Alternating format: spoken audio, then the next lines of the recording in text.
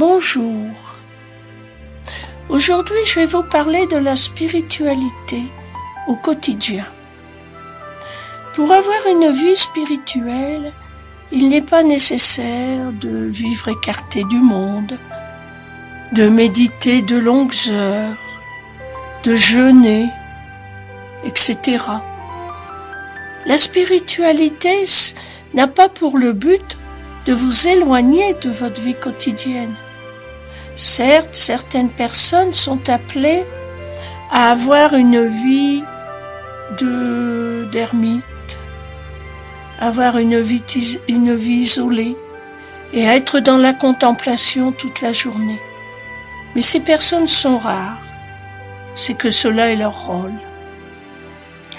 Cependant, pour la majorité des personnes, la spiritualité, ce n'est pas de s'éloigner de la vie concrète, mais tout au contraire, de la vivre encore plus pleinement. On parle beaucoup de méditation d'ancrage, il faut être ancré, l'ancrage. Et on se visualise comme un arbre avec des racines qui partent dans la terre, des branches qui s'élèvent vers le ciel. C'est très bien. Mais surtout l'ancrage, c'est d'être à chaque instant pleinement dans sa vie. Savourer chaque instant. Appliquer la spiritualité, c'est changer d'état de conscience. Certes, il est bon de méditer chaque jour, mais pas forcément longtemps. Parfois, il vaut mieux 5 minutes de véritable profonde méditation qu'une heure de, parfois plus de rêverie que d'autres choses.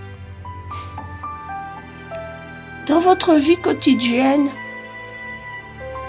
être spirituel, c'est savoir accepter que l'autre peut être différent. Alors déjà, le fait de vous ouvrir à la spiritualité, vous allez vous rendre compte comme d'une incompréhension avec vos proches, vos amis, vos collègues. Cela n'est pas un problème si vous savez le gérer correctement. Il est déjà important de ne pas désirer jouer en quelque sorte au missionnaire.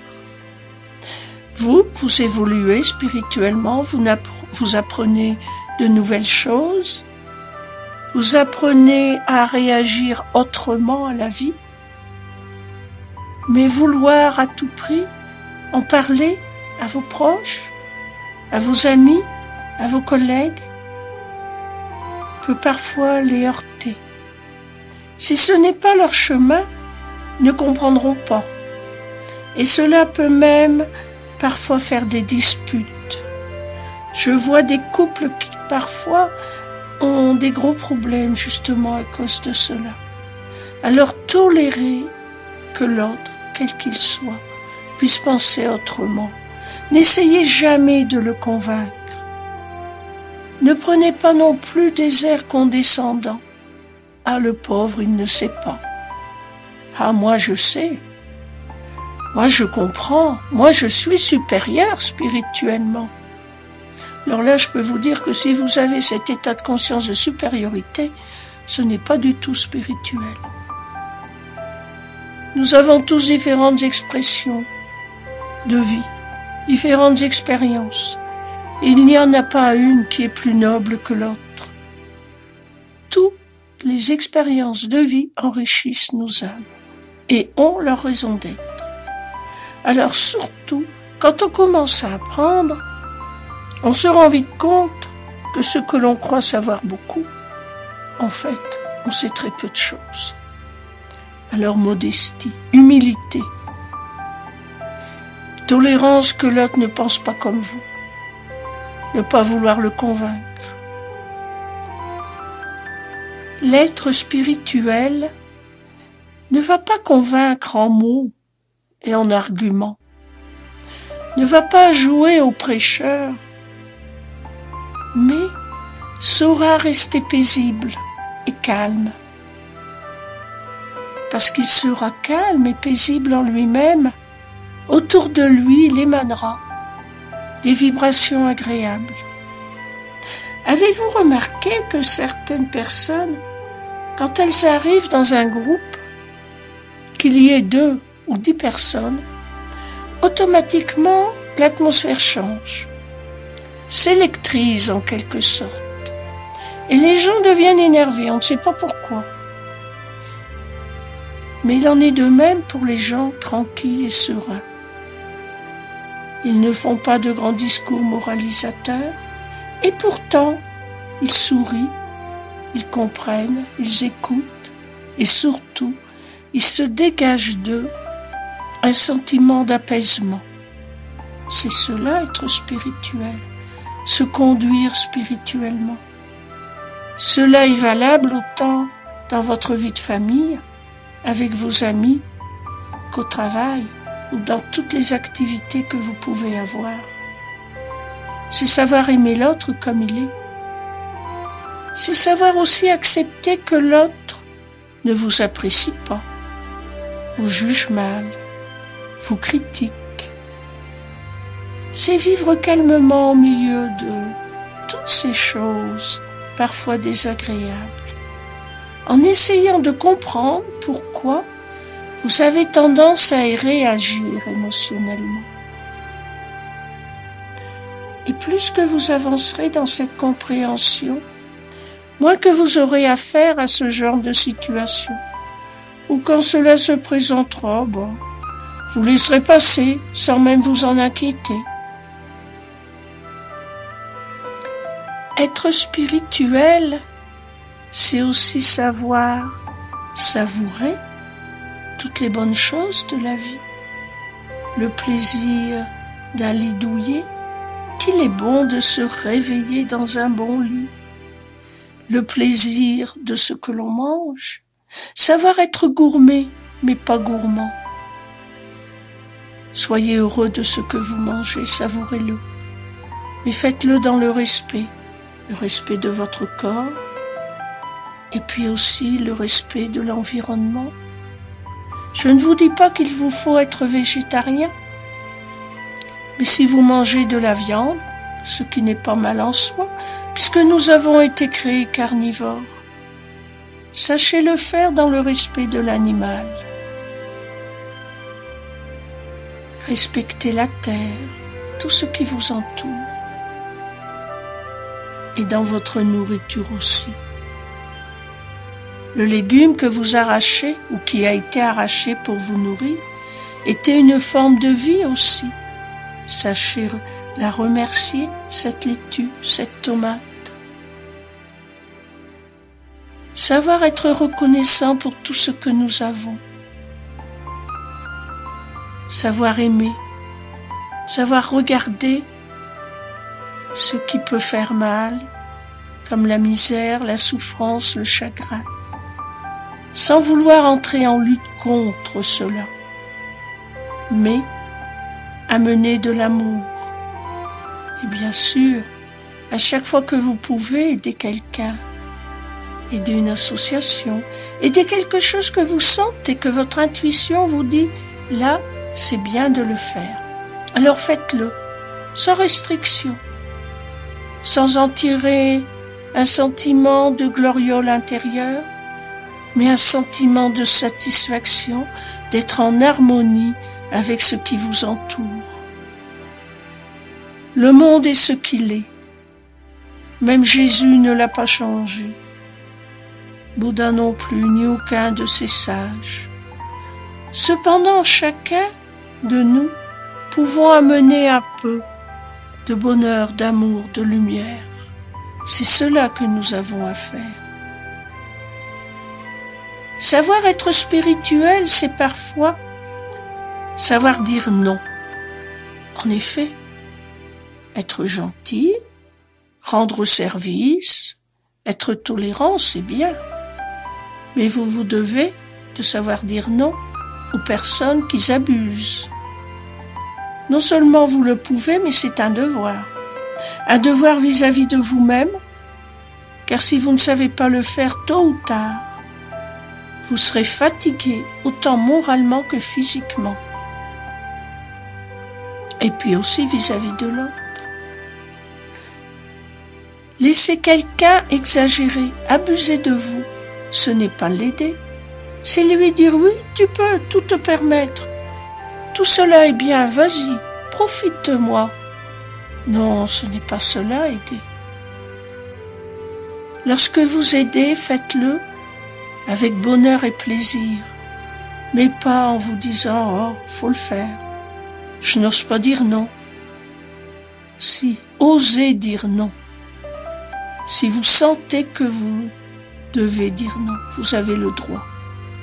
Mais ne le faites pas d'une manière égoïste en vous disant oh, « Tant pis, la casse débrouillée, c'est pas mon problème ». Certes, ce n'est pas votre problème, mais vous pouvez le faire avec amour, en vous disant « moi, je suis pas disponible ».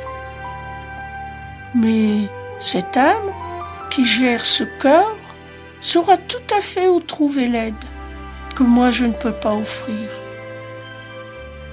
Ainsi, vous aiderez peut-être encore plus qu'en amenant un acte concret.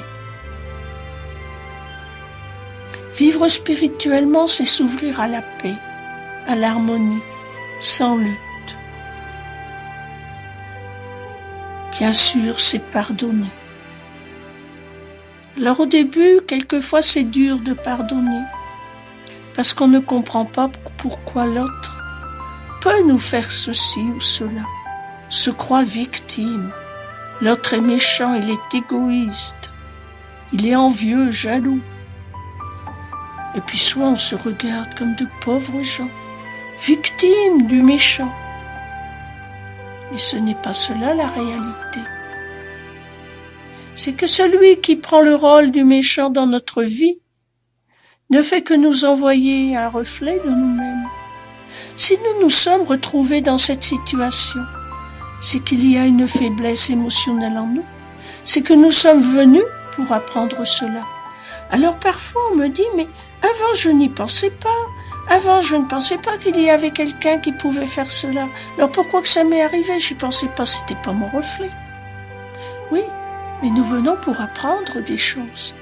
Et comment savoir comment on va y réagir si on n'y est pas confronté? Et c'est la façon dont on va réagir lorsqu'on rencontre une situation pour la première fois qui va en quelque sorte décider, par les émotions que l'on va générer, si des situations similaires vont se renouveler ou si au contraire elles s'espaceront, diminueront, s'évanouiront et que nous ne le vivrons plus. Les blessures émotionnelles attirent à elles ce qui leur ressemble, ne pas l'oublier. C'est cela aussi s'ouvrir au spirituellement. Bien entendu, comme je vous ai dit au début, il ne s'agit pas de faire de longues méditations, mais prenez souvent le temps de vous arrêter, même quelques minutes, pour penser à Dieu, pour penser à l'amour, pour penser à la beauté, pour penser que la vie de Dieu est là partout, pour bénir, pas bénir machinalement, mais bénir en aimant du fond de son être. La réelle bénédiction, c'est presque enserrer l'autre dans ses bras, dans la fusion du moment, de l'instant de vie qui est éternité, parce que seul l'amour règne à ce moment-là. Et puis, vivre spirituellement, c'est savoir s'aimer soi. C'est parfois très difficile de s'aimer tel que l'on est, mais c'est pourtant indispensable. Vous qui m'écoutez, chacun d'entre vous, vous êtes un enfant de Dieu. Votre âme est divine, parfaite. Certes, vous avez l'impression de ne pas être parfait. Et alors, vous êtes venu faire des expériences, apprendre. Ce n'est pas en vous rejetant que vous allez évoluer, mais au contraire en vous aimant. Plus que vous allez vous aimer divinement, plus que vous vous rendrez compte que ce que vous regardiez comme des défauts vont s'effacer, s'atténuer. Instinctivement, vous vous sentirez porté vers ce qui élève. En vous aimant, vous aurez automatiquement de l'amour pour les autres, pour le monde. Un dernier petit mot concernant vos contacts avec les médias, le monde, la politique. Ce n'est pas en critiquant les dirigeants, les politiciens, les organismes de toutes sortes que vous aidez le monde ou que vous vous aidez. Que ce soit un simple directeur d'une toute petite affaire ou un président de la République. Vivre spirituellement, c'est savoir le bénir dans cette fonction. Certes, on peut avoir des idées différentes. On peut penser que pour l'instant, il accomplit mal son travail. Mais ce n'est pas en restant sur ce jugement qu'on va l'aider. Il ne s'agit pas de dire « cette personne est parfaite », non. Il s'agit de bénir la fonction qu'occupe cette personne et de remercier Dieu d'inspirer cette personne dans sa fonction. Dans le respect de l'être qu'il est, on n'a pas à vouloir quoi que ce soit dans son comportement. Uniquement dans la fonction que cette personne occupe par rapport à nous, par rapport au monde. Cela, c'est très important. Puis aussi par rapport aux médias, être spirituel, c'est savoir sélectionner ses distractions, notamment les films que nous regardons. Beaucoup de films parlent de meurtres, de criminels, que ce soit par passion, parlent de différentes choses négatives, de jalousie, d'avarice, Oh, mon Dieu! Mais en se plongeant là-dedans, même pour se distraire, vous ne nourrissez pas votre subconscient de choses bénéfiques. Vous voulez avoir une belle vie agréable? Alors, pourquoi vous distraire avec des drames et des meurtres et des catastrophes et des guerres? Oui, il y a des guerres, mais ce n'est pas en regardant un film de guerre et en se distrayant, en étant horrifié de ce qui se passe, que l'on aide le monde et que l'on s'aide soi-même. Il y a quelque chose d'illogique. C'est en se nourrissant de gaieté, d'amour, de beauté, que l'on évolue et que l'on peut aider. Regardez les actes et les gestes faits pour la paix, et non pas ceux qui sont contre la guerre.